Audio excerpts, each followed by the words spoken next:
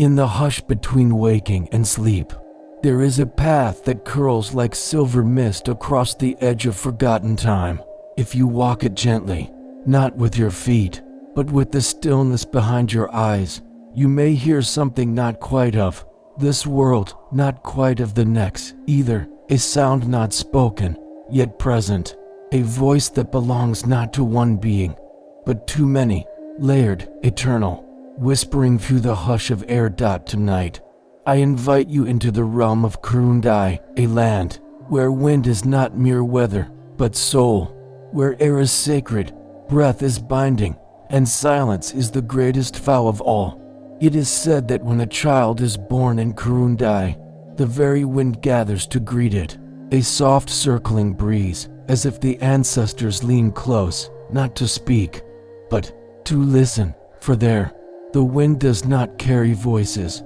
It is the voice, every rustling leaf, every hollow gust through carved canyons, every slow sigh across the sleeping dunes, is a memory breathing, long ago, before words were bound by shape and tongue. Mortals and spirits made a pact, a covenant sealed not with sound, but with surrender. The people of Karun-Dai gave up speech, that they might hear more deeply. In return, the wind gave them wisdom, visions, dreams, echoes of those long gone.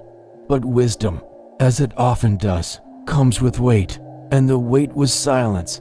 Imagine a village where no one has spoken aloud for 1,000 years, where the only music is the dance of fabric on the breeze, or the percussion of bone chimes beneath the eaves, where songs are hummed with closed lips and stories told through gesture, breath, and glance.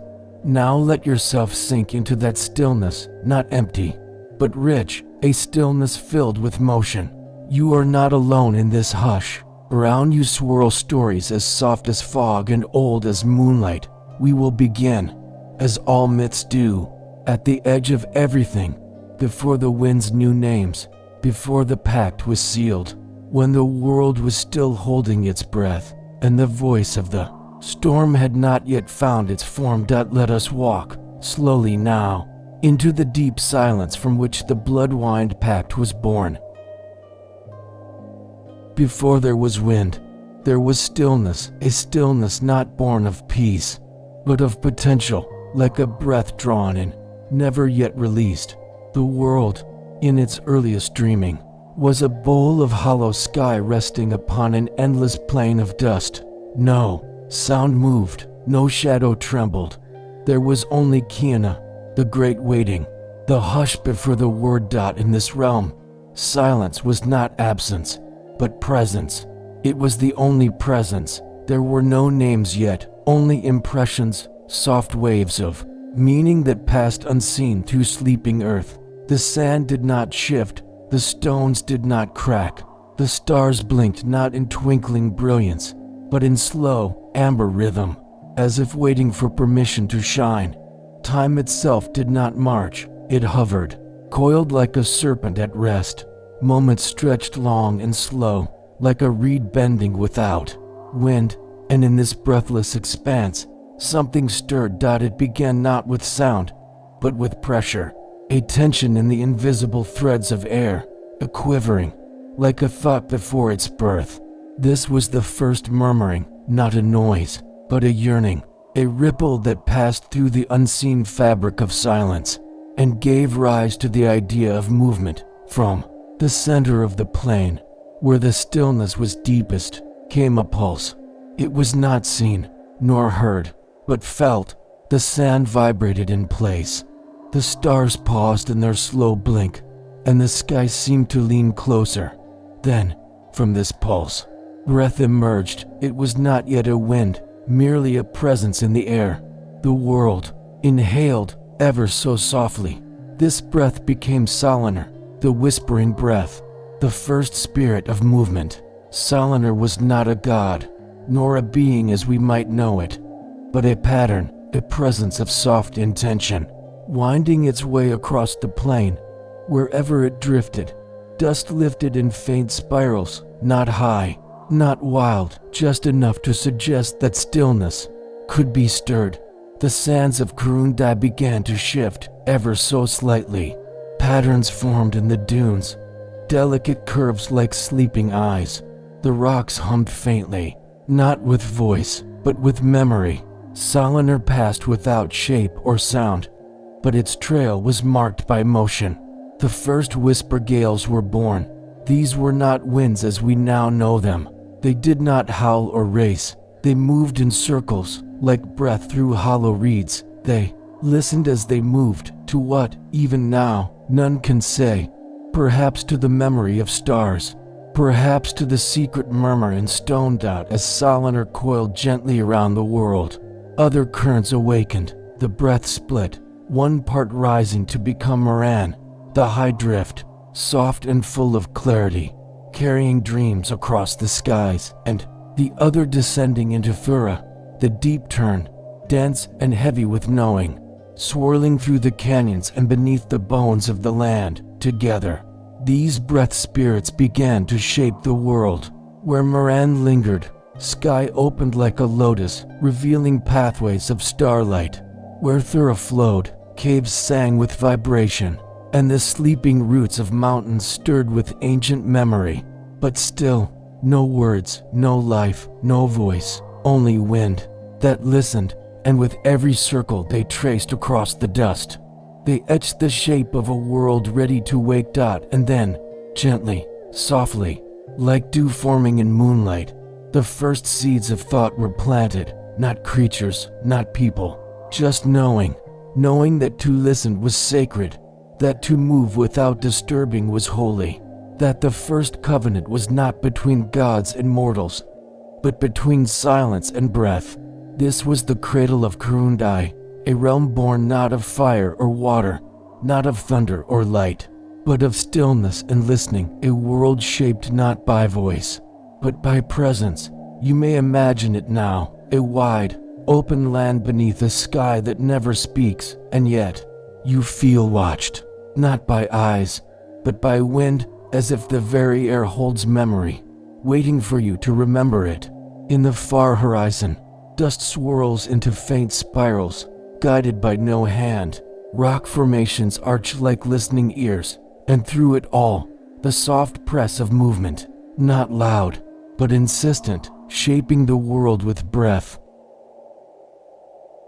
Where breath lingers long enough, it begins to gather, like mist condensing upon stone, or heat rising into shape.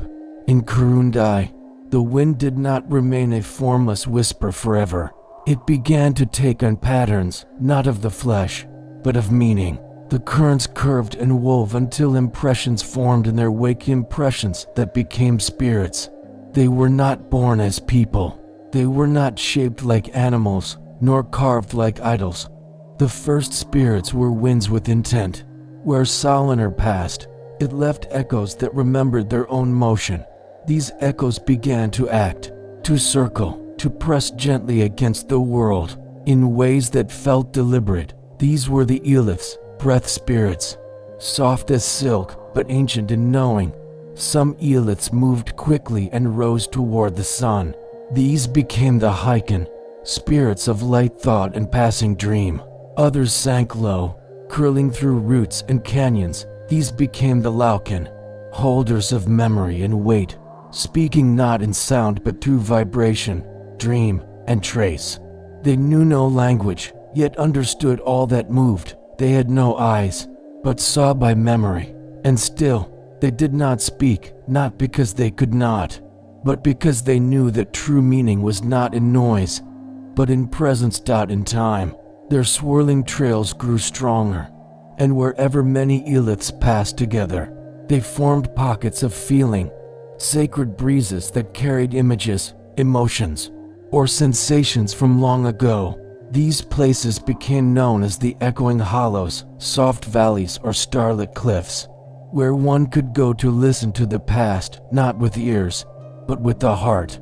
It was within one such hollow, beneath the twilight cliffs of Vaelra, that the first ancestors emerged. They did not descend from animals, nor rise from clay.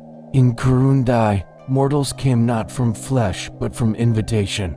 When the Eelith swirled long enough around a single place, longing formed a gentle desire, unspoken, to witness, to hold, to become. And so, the first ones were born, not by womb, but by wind. Each emerged gently from the veil of air, shaped from breath and soil, guided by the touch of the Eeliths. They were not gods, nor yet mortals. They were sentients of the first silence, the Varanul, tall, soft-skinned, with translucent veils trailing from their arms like woven breeze. They moved slowly, as if each step honored the stillness from which they came.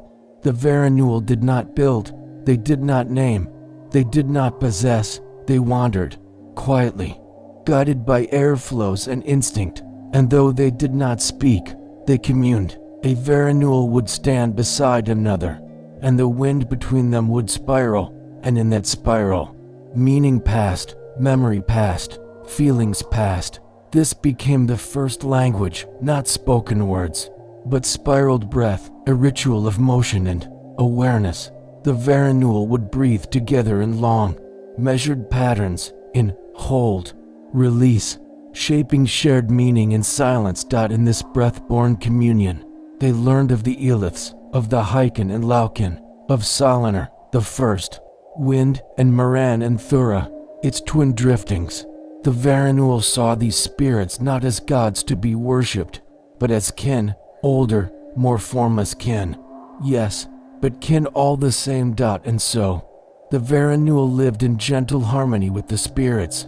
They walked with the wind, slept beneath it, and learned to read its changes. When a breeze passed too cold or too sharp, they knew a warning had been carried. When it circled warm and still, a blessing had been shared. Life became a quiet listening, but the world, as all worlds do, began to turn, and with that turning, more patterns emerged among the Varanul. There were those who could not only hear the Eeliths, but call them, not with voice, but with breath, drawn in a special rhythm, and exhaled in spirals that shaped the wind's flow. These were the first whisperers, those touched by the deeper silence, able to move the air not with will, but with surrender. They did not command the spirits, they invited, they honored, and in return, the Eeliths lingered near them. These whisperers became sacred. They were not leaders in the mortal sense. They held no power over others, but where they walked, the wind grew soft and aware. The air pulsed with memory. It was the whisperers who created the first wind circles, open rings of stones upon cliff and sand, ranged not for ritual sacrifice or grand offering, but for listening, a place where wind could pass freely, spiraling through the stones and brushing skin with messages from beyond. The whisperers would sit in these circles, alone or with others, and simply breathe, breath in, breath out, meaning past. It was during one such breath, held longer than any before it, that the whisper gale came, a current unlike any other, not light, not heavy. It moved with purpose, circling the stone circle not once, but 7 times, and in each turn, it grew warmer, fuller, until, at the final pass, it pulsed outward in every direction, and the sky above the whisperers shimmered. That moment became the first pact, not sealed by blood, not signed in ink, but made in breath. The Eeliths, in their knowing, offered a gift. They would give the whisperers greater memory, deep knowledge of all who came before, visions from the dream of the world itself. But in return, something had to be left behind, and what they asked was this, that none among the Varanul, nor any of their descendants, ever speak aloud again, not one word, for speech, the Eeliths said, splits the wind, it breaks the spiral, and in breaking the spiral, the wind forgets. And when the wind forgets, the ancestors are lost. The whisperers wept, but not with tears. They breathed long and deep, shaping their sorrow into the air. And they agreed. Thus, the pact was formed. From that moment, the Varanul, and all who came after, became the breath holders, speakers of silence, keepers of spiraled wind. Each child born from then on was given a breath name, shared not through voice, but through a breeze passed gently across their brow. And the Eeliths, true to their word, began to pass visions, dreams, and memories into the sleeping minds of those who listened well. The pact had begun, and through that pact, a world of quiet knowing unfurled. Time in Karun-Dai did not begin with clocks, nor with the rise and fall of the sun. It began with rhythm, not a beat struck with hands, but a cadence felt in the wind, a breath in, a breath out, and in the pauses between, the shaping of what would become the world, following the pact. The breath spirits and the silent mortals lived not apart, but entwined. Through centuries that passed like drifting clouds, the land was shaped not by force, but by whisper. The Eeliths moved through the plains and canyons, their spiraled drift tracing the first rivers. The Laucan burrowed through the earth, carving soft tunnels where cool waters gathered.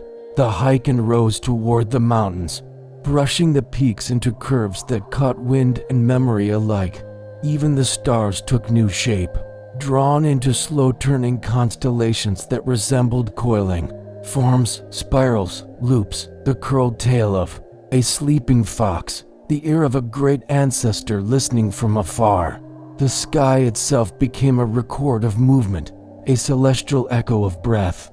The mortals of Karun-Dai, no longer only the Varanul, but now many tribes born from the same vow, began to map their lives according to these patterns. Time was not linear. It did not pass in ticks or increments. It circled, it bent, it paused, and returned. They told time by wind shifts, by how the dusk wind curved around a stone shrine, or by the hush of air in the early dawn before the breath of day resumed. To the outside world, this may have seemed dreamlike or unmeasured, but in Karun-Dai, time was precise in its softness. The whisperers, whose line still held sway across generations, could feel the turning of years in the lungs, the rise and fall of centuries in the breath of stone. They taught children not to count the seasons, but to feel them, in how the morning wind tasted, in how silence pressed against the skin. With time came change, and with change, the need to preserve. And so the first form of wind carving was born. Wind carving was not done with tools. It was not an act of etching or hammering. Rather, a whisperer would sit before a sacred stone, chosen not for size or grandeur, but for the sound it made. When wind passed its edges and breathed in particular rhythms, they would shape the breath into tight spirals, slow releases, held silences, and over weeks, sometimes years, the wind itself would begin to etch patterns into the stone. These breath stones became sacred texts, not read with eyes, but with skin. A gentle hand passed across the groove would feel the memory, and in sleep, dreams would reveal what had been carved, a story, a teaching, a voice long gone, now remembered by the wind. In the deep places of the land, where the wind lingered longest, there rose sanctuaries, not temples of worship, but places of listening, carved into the cliffs or hidden beneath dunes. These were chambers where the air moved in perfect spirals. Whisperers and dreamers would gather there in silence, and for hours, days, even moons, they would breathe together, each exhale joining the next, weaving a tapestry of intention. This practice became the first magic, but it was not called magic, it was called raveling. To ravel was to gather, to invite the breath of the world into one's own, and shape its path. Whisperers could calm storms this way, or draw memories from wind that passed over ancient burial sites. The most gifted could ravel sorrow from another's chest, simply by breathing beside them. Yet it was never seen as power, it was service, a sacred keeping. For the Eeliths had taught that the moment one tried to own the wind, it would leave. Thus, no one ruled in Karun-Dai. There were no kings, no councils, only circles. breath circles of trust and shared silence. Each circle listened to the wind and made decisions through gesture, breath, and presence. When disputes rose, they were not debated aloud. They were taken into the spiral sanctum, a place where the wind carved answers into sand. Children were taught to breathe before they walked, to wait before they answered, and above all, to never speak aloud, not even in laughter, not even in fear, not because silence was law, but because it was gift. It was listening made holy.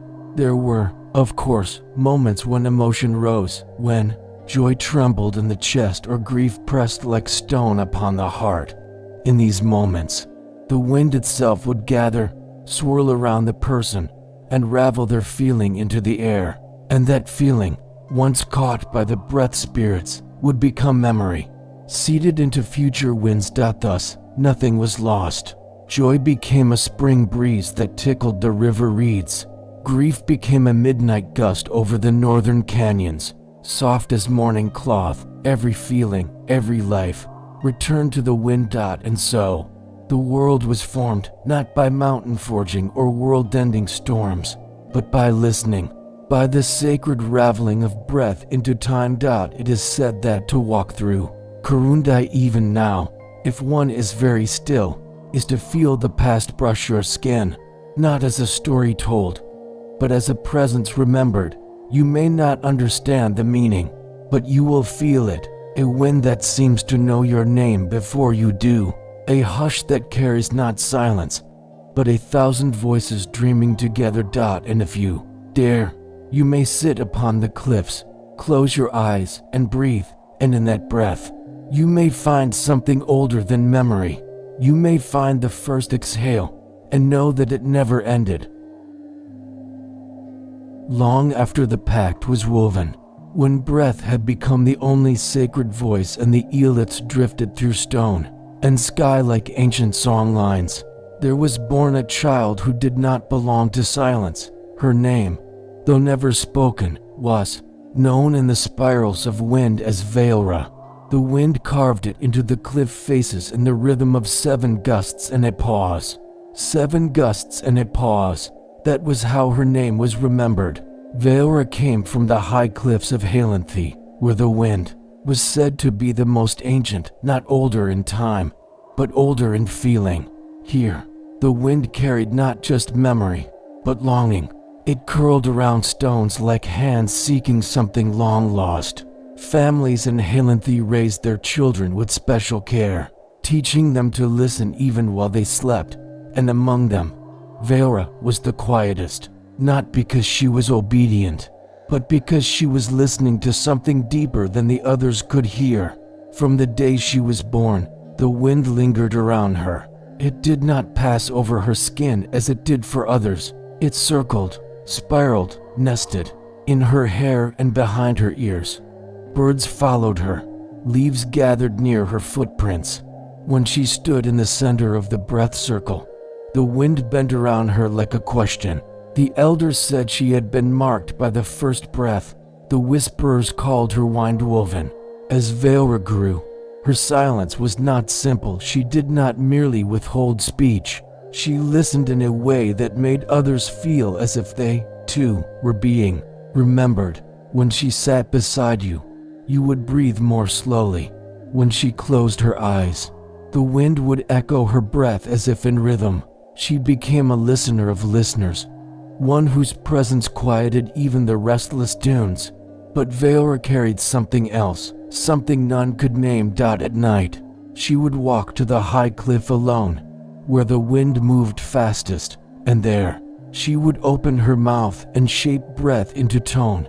Not words, never words, but notes, long, drawn-out sounds that vibrated like the hollow inside a reed flute.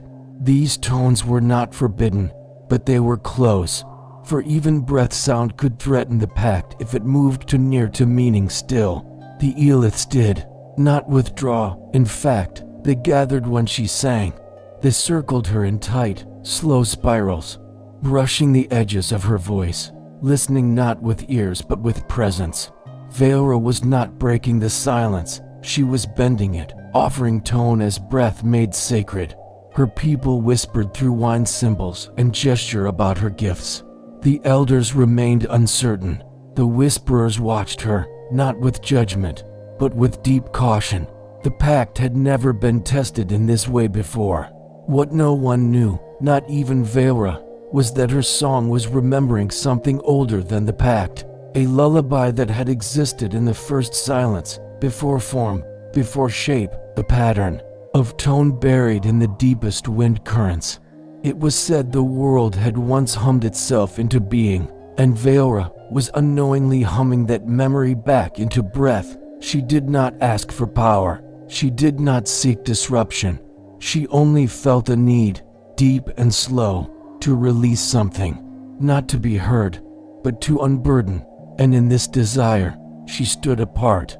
The people of Karun-Dai believed in holding silence, holding space, holding breath. But Vaelra was a vessel to full, and when the wind moved through her, it stirred songs that needed form. At first, her tones healed. Children with restless dreams would sleep peacefully when she sang. Wind that had carried grief stilled. One day, a withering tree near the canyon rim began to blossom again, its leaves moving in time with Vaelra's hum. The whisperers came to her then, breathing in unison, asking, not with words, but with air, "What are you doing?" She did not answer. She could not, for what stirred in her had no name, no gesture, no breath sign. It was not rebellion, it was remembering. She continued to sing, alone at twilight. Her people allowed it, in reverent hesitation. Even the Eliths, wise and vast in their driftings, did not intervene, for in her voice, they heard something they had forgotten, something buried, something beautiful. And yet the pact trembled, because every note she released stirred possibility. And possibility is a dangerous thing in a world built on silence. In time, Vaelra would become a figure of myth, of reverent debate, and quiet awe. But in those early days, she was simply a girl, trying to breathe a little deeper, in a world that had asked everyone to hold their breath forever. There comes a moment in every old legend when the breath of the tale shifts, subtle, almost imperceptible, as if the wind itself inhales before releasing something sacred. For Vaelra, this moment began not with her singing, but with her silence. Of the day her voice stopped, the sky grew still, not heavy, nor ominous, but suspended, like a thought half-formed, waiting. She had always sung alone, but now even the Eliths noticed her absence. The wind around Halenthi faltered. It did not spiral, it hovered, waiting for her to return. But Vaelra did not return to the cliffs. She had heard something in the wind one night, something that chilled her and yet drew her forward, a tone beneath her own tone, a deeper resonance threading through her song. It had not come from the air above, but from beneath the earth. From within the stillness she began to walk, not toward anywhere known, but toward where the wind seemed not to go, a hollow place. The elders called it Ruantara, the deep hold, a quiet fold in the land where even Eliths would not drift. It was not forbidden, only untouched. The breath spirits passed around it, not through, and so did the people, until Vaelra. She carried no tools, she brought no companions, only her breath, and a song unspoken. With each step toward Ruantara, the air grew heavier, not dark, just full, as if the silence there had been waiting too long to be disturbed. When she entered the hollow, the wind ceased completely. The stillness was profound, not peaceful, pregnant. The stones around her were smooth, untouched by erosion. No sand stirred, no birds flew above, and in the center of the basin stood a single monolith, pale and worn, marked with grooves that seemed to breathe faintly in the absence of air. Vaelra sat before it. She did not hum, she did not sigh, she simply breathed, and as she did, the stone began to vibrate. At first, the vibration was internal, a feeling in her chest, like a second heartbeat. Then, It became external, a subtle thrum that passed through her bones, then through the ground, and finally, the air began to return, softly, spiraling in reverse. The Eeliths had come, but not as she had known them, not in drifting curls of wind and light. Here, they came as soundless forms, dense and slow. They did not surround her, they passed through her, and with them came images, not visions of memory, but of potential. She saw a world where breath and voice lived together, a world where sound did not shatter wind, but braided it, where silence was honored, but not absolute. In this vision, children laughed aloud, and the wind danced with them. Songs were sung in tones that carried memory just as silence once had, and yet, she saw the cost, for when speech became common, listening grew faint. When noise returned, the Eeliths faded, their presence dimmed in the face of clamor. Memory scattered like dust before storm. The pact was not punishment, it had been protection, a way to hold the spirits close, unbroken by sound. Still, the vision did not frighten her. It filled her with ache, yes, but also with clarity. The wind had not feared voice, it had feared being misheard. Vaelra stood, her body trembling with breath. She placed both hands on the monolith and began to hum, but this time, the tone was not hers alone. The Eeliths joined her, not outside her, but through her. Their spiral breath wove into her sound, forming a song that had not been sung since the first hush gave birth to time. It was a song of becoming. For hours, she sang, or perhaps days. Time bent inside Ruantara. The stone pulsed in rhythm, each groove glowing faintly with breathlight. And as the final note left her lips, the air did not fall silent. It shimmered, it remembered. Vaelra emerged changed. Her skin bore no mark, but her breath was different, fuller, shaped by tone and silence in equal measure. The Eeliths moved beside her now, not in drift but in rhythm. Wherever she walked, the wind sang softly, and those who breathed near her felt a stirring in their chests, a longing, a question, a memory not theirs but familiar all the same. When she returned to her people, she did not speak. She placed her hand upon the stone of the circle and breathed a single tone. The elders felt it pass through them like a thread, weaving their silence into hers. The whisperers bowed, not in fear, but in reverence, for they knew what she had done. She had not broken the pact. She had expanded it. She had woven voice and wind into a new spiral, one that held silence at its center, but allowed tone to circle gently around it, like a moon around a sleeping earth. And in doing so, she became the first singer of the spiral wind, a figure not of rebellion, but of remembrance. Her journey was not loud, not fiery, not filled with spectacle. It was slow, woven in hush and breath and presence. But it shifted the shape of the world. And the Eeliths sang with her still.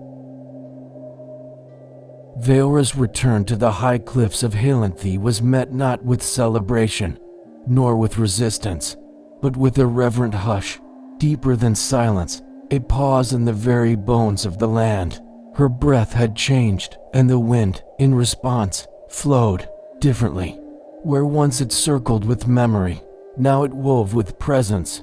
Her tones had become part of the air, not added to it, but folded in. She spoke no words. She never would. Yet, from that moment forward, the sound of Karun-Dai was never the same. Across the red stone valleys and spiraled sands, people began to hear faint notes in the breeze, not always and never the same, but just enough to suggest remembering. In places where she had passed, the wind carried harmony.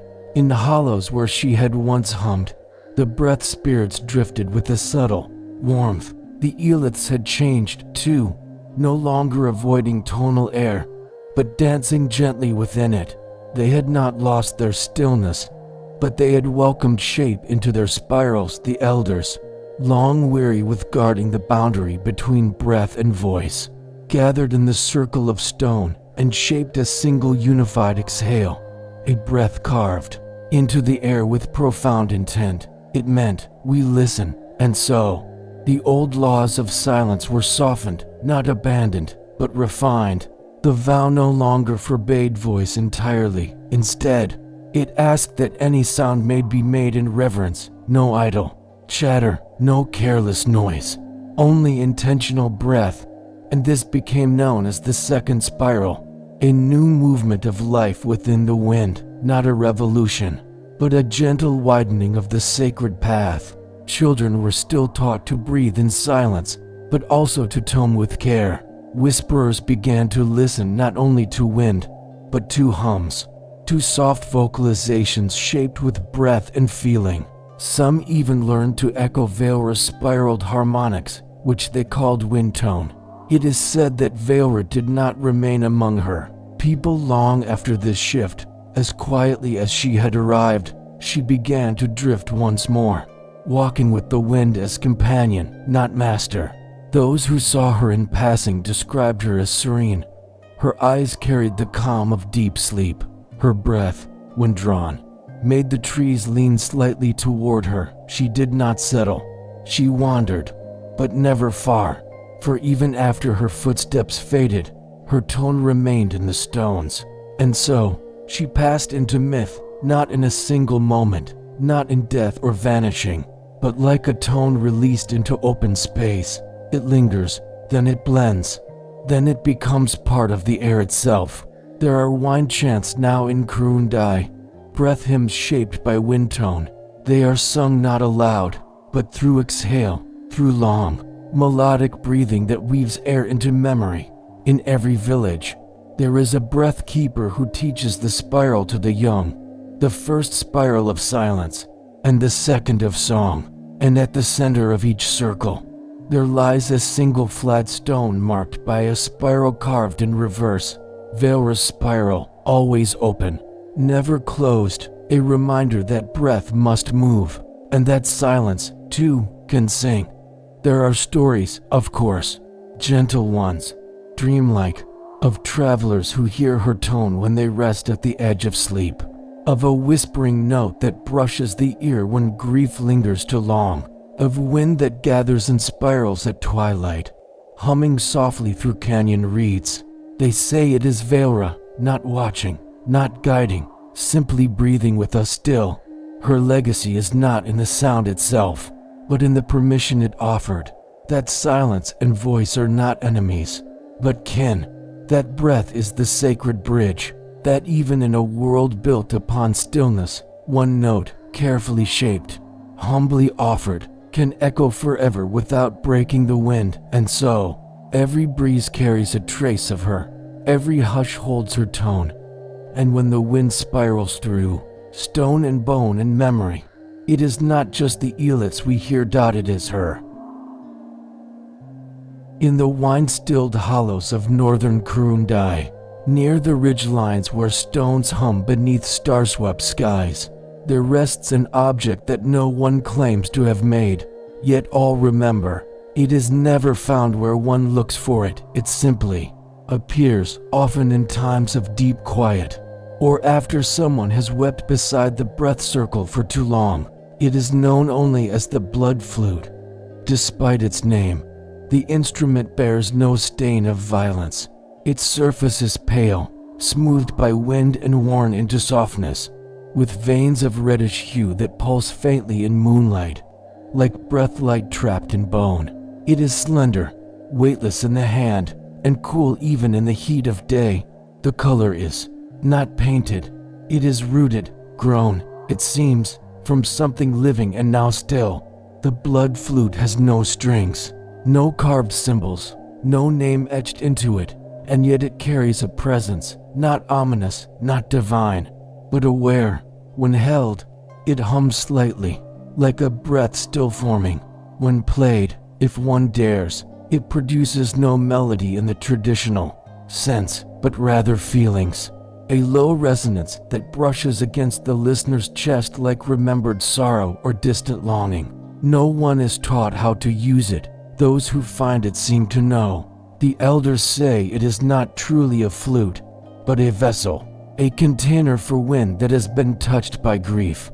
The Laucan, the deep drifting Eliths who dwell in stone and root, are said to have made it from the exhale of a dying god, woven into bone by the hands of the spiral keepers, long before Vaelra's time. But this is only one version. Some say it is Vaelra's final breath, shaped into form. Others claim it is older still, the memory of a forgotten spirit who once sang to keep silence from collapsing into sorrow, regardless of its origin. All who speak of it do so with reverence and with caution. The flute does not stay. Once found, once played, it eventually vanishes again.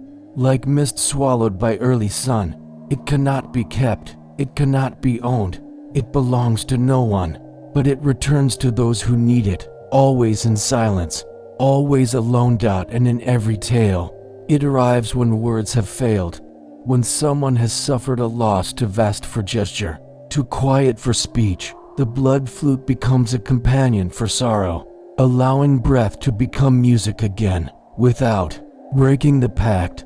And when it is gone, the wind always feels warmer, as though grief has been offered and gently held by the breath of the world. In Karun-Dai, truth does not arrive as a single story, but as a spiral, layers of knowing that pass through time like wind through reeds. And so it is with the blood flute. No one tale claims to define it. Instead, its meaning is held in gentle tension, shaped by breath, softened by silence. The whisperers of the western dunes believe the flute is a remembering vessel, a way for the Eliths to hold sorrow that mortals are too fragile to keep. They teach that when grief becomes too vast, too wordless, the wind sends the blood flute to carry it upward, where it can be dissolved slowly into memory and returned as wisdom. According to this belief, every note released by the flute weaves a new strand into the great breath spiral of the world. But in the moss-shadowed forests of Tolkien, the breath keepers tell a gentler tale. They say the blood flute is a listening spirit, shaped by the wind itself as a gift to those who dwelt along in unspoken mourning. In their lore, the flute was once a child of the Eliths who loved sound so deeply, it gave up its drifting form to become a silent companion for the grieving. When one plays the flute, they are not heard by others, they are heard by the spirit, and in that listening, sorrow becomes lighter, softer. There are also darker stories, though still told in hushed, respectful tones. Some say the flute is a warning, a remnant of the first voice ever raised in anger, a sound so sharp it fractured the spiral briefly. Long before Vaelra's birth, the Eliths, unable to forget the rupture, shaped that brokenness into the flute, sealing the memory within it. When played, this version claims the flute does not release grief. It reminds the player of a truth they may not be ready to hold. Some who find the flute do not play it, they breathe beside it, they weep beside it, and when they turn away, it has vanished once more.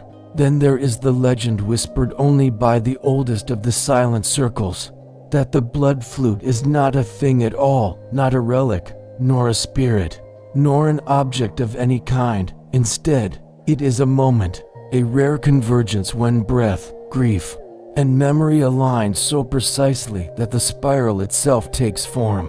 The flute is a shape the wind takes when listening becomes deep enough to bend time. Those who see it are not meant to play it, but to remember what it teaches, that even grief has rhythm, that even pain can spiral, and so the interpretations layer upon one another, never contradicting, only curving through different meanings. Like the wind that holds all voices, the blood flute holds many truths. Each listener finds the one they are ready to receive. Whisperers teach that to question the flute's origin too sharply is to miss the point. It is not an answer, it is an invitation, a soft place to breathe when the air inside feels too heavy, a companion not of flesh, but of tone. What unites all tales, whether in desert, forest, or canyon, is this: the flute does not bring healing, it brings release. It does not remove sorrow, but transforms it from weight into movement, from silence into sound, from burden into breath. And that is enough. And when it is gone, it is not truly lost. It returns to the wind, to the spiral, to the deep breath of the world, where all unspoken things are held gently until they are ready to rise. There is a quiet understanding in Karun-Dai, passed through breath and glance, never spoken, that the most sacred truths are those left unresolved, that to name a mystery too clearly is to pull it too close, where its edges blur into explanation and its spirit slips away. The blood flute, in this way, remains whole only because it remains unknown. Even those who have held it, fingers trembling in the breath light, eyes closed to the stillness pressing close, do not claim certainty. They describe feelings rather than facts, a warmth in the chest, like breath remembered, a vibration in the ground, low and steady, as if the earth were humming, a sorrow that does not ache, but expands, not as pain, but as space. It is said that the flute plays through the player as much as they play it, that one's breath is drawn into a pattern already waiting to unfold, like wind rediscovering an old path through canyon stone.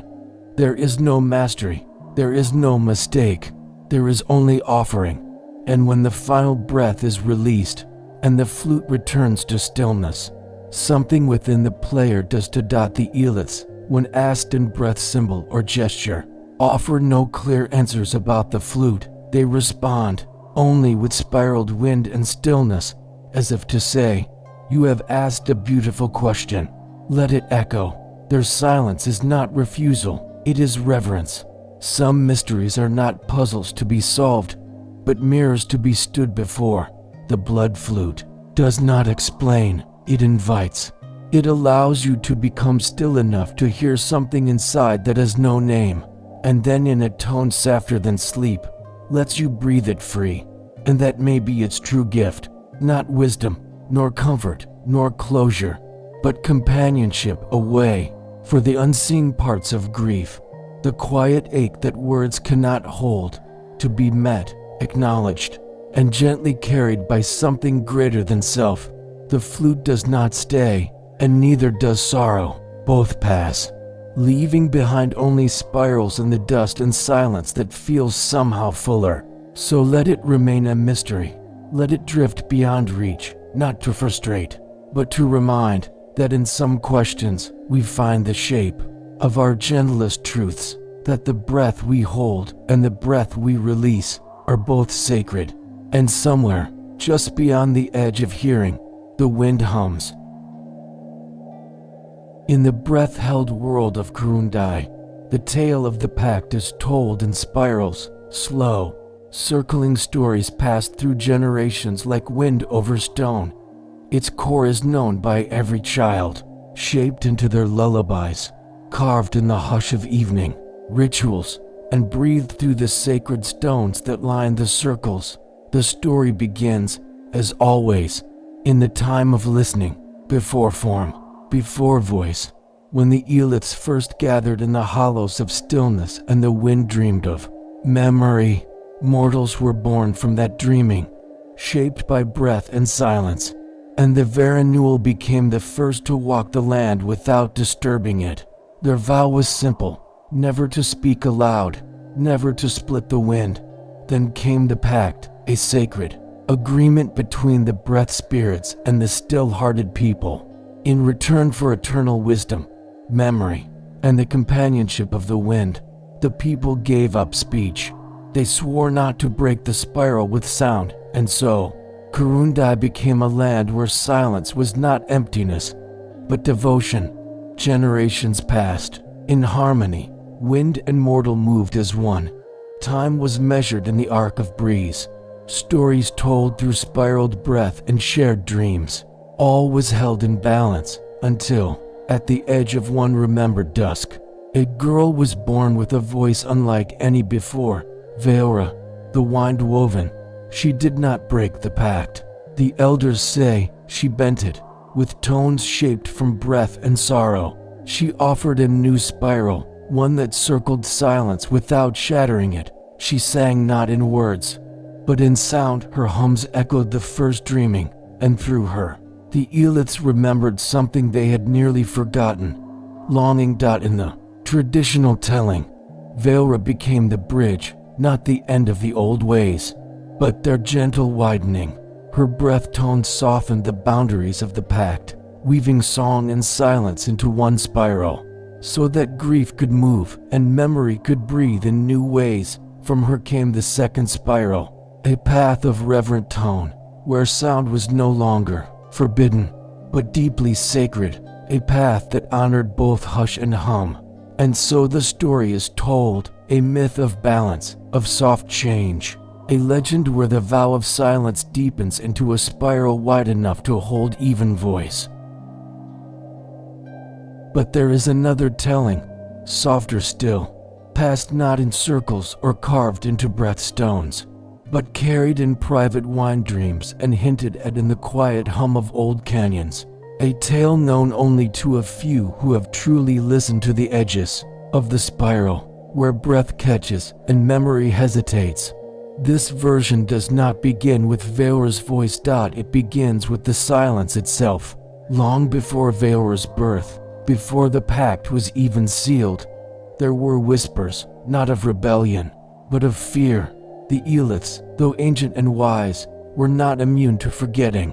As they drifted through the first wind paths, they brushed against sound, sharp, unpredictable, alive. It startled them, not because it harmed them, but because it reminded them of a time they no longer held clearly, a time when they, too, may have sung. And so, the pact may not have been a gift of wisdom in exchange for silence. As the old stories say, it may have been a safeguard, a protection, not for the mortals, but for the spirits themselves. For in the sound of mortal voice, the Eliths felt something stir, emotion, longing, memory they could not control, and in their vast stillness, that chose silence, they asked for it. Yes, but from a place of forgetting, not generosity, and the mortals, desiring connection, agreed. They took the vow, but not all did so freely. There are breath carvings buried deep beneath the dust fold, carvings not taught to children, not woven into circles. They speak of others, early mortals, who sang not to disrupt the wind, but to deepen it. They believed sound and silence were twins, not opposites. That breath was not diminished by tone, but made visible through it. These ones, the resonance, practiced what they called the dual spiral, a way of being that held space for stillness and sound together. They shaped breath tones that did not shatter the wind, but mirrored it like soft waves on still water. Their songs were not loud, not invasive. They were lullabies to the world itself. But the Eliths, unready for such reflection, withdrew. And the whisperers, caught between loyalty and fear, chose silence. The resonants were not punished, but they were forgotten. Their wind tone fell from memory. Their spiral was sealed, until Vaelra. She was not the first, but she was the first to be remembered. The alternate telling sees her not as the bridge, but as the reminder, a soul born with the memory of the forgotten spiral. Her voice was not new, it was old, older than the pact, older than the Elith's stillness, older perhaps than silence itself. And what she offered was not a soft widening of the old vow, but a return to something buried, a spiral not of compromise, but of remembrance. In this telling, Vaelra's journey was not accepted. It was absorbed, softened by the traditions that followed, reshaped into something palatable, spiritual, safe. Her tones were called sacred, her breath was woven into ritual. But her message, that silence was never meant to stand alone, was quieted. The spiral that exists now may not be what she dreamed. It may only be a shadow of what once was, a single curve of a forgotten spiral, winding its way through time, waiting for another voice to draw it wide again, and still the wind listens.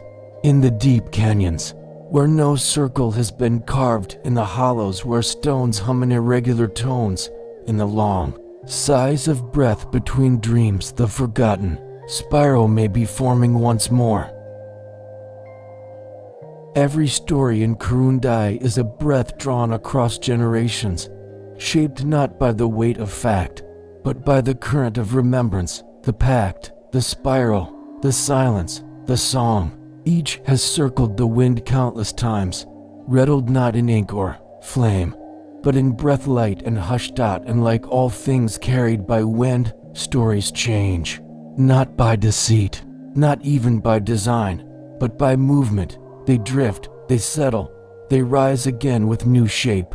A tale told by a whisperer in the southern dunes may spiral differently when breathed by a forest elder among the leaf-shadowed groves. The story of Vaelra. Was she a bridge, a voice, a return? Was the blood flute a relic, a spirit, a metaphor? Was the silence a gift or a fear? The answer, perhaps, is yes, and also not yet. Truth in Karun-Dai does not rest in clarity. It lives in echo. It lives in the way a child pauses before exhaling into the spiral circle for the first time. It lives in the hush that follows a wind tone sung too gently to name. It lives in the silence after the note, the place where meaning lingers and cannot be caught. What remains, even as the spirals twist and soften, is the breath. Breath as offering, breath as memory, breath as bridge. Vaelra may have been the first to remind the world that voice and silence are not opposites, only different shapes of longing, that the wind does not demand quiet out of pride, but because it remembers when it, too, once sang, that grief, when held in silence too long, becomes stone, but when breathed, becomes wind once more. And so, the spiral continues. Each telling adds a curve. Each breath adds a note. Each silence holds space for the next story to form. There is no final version, no perfect truth, only a path of listening, a spiral of remembrance, and the breath you hold now, waiting to be released into whatever shape it chooses. Let the stories change. Let them shift like wind on the cliffs. What matters is not that they stay the same, but that we stay with them, that we listen, that we wonder, that we breathe together into the spaces they leave behind. And perhaps, someday, someone will hum a note you do not recognize, and yet feel known by, and the spiral will turn again. And now the wind grows soft again. You have walked the spirals of Karun-Dai, not with footsteps, but with breath, with the slow unfolding of memory, and the hush that cradles all sacred things. You have listened not only to stories, but to silence itself, to the space between meaning, to the stillness that carries more truth than words could ever hold. Vaelra's tone fades into the wind once more. The blood flute returns to its spiral of silence, humming just beyond the reach of sound. The eeliths drift, invisible but near, their presence felt in the gentle weight of air against your skin.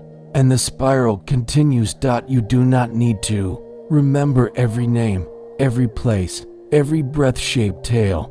What matters now is the feeling left behind, the echo of wind circling within your chest, the rhythm of breath you carry without thinking, the soft awareness that silence is never empty, even here, even now, as your eyes grow heavier and your limbs soften into stillness.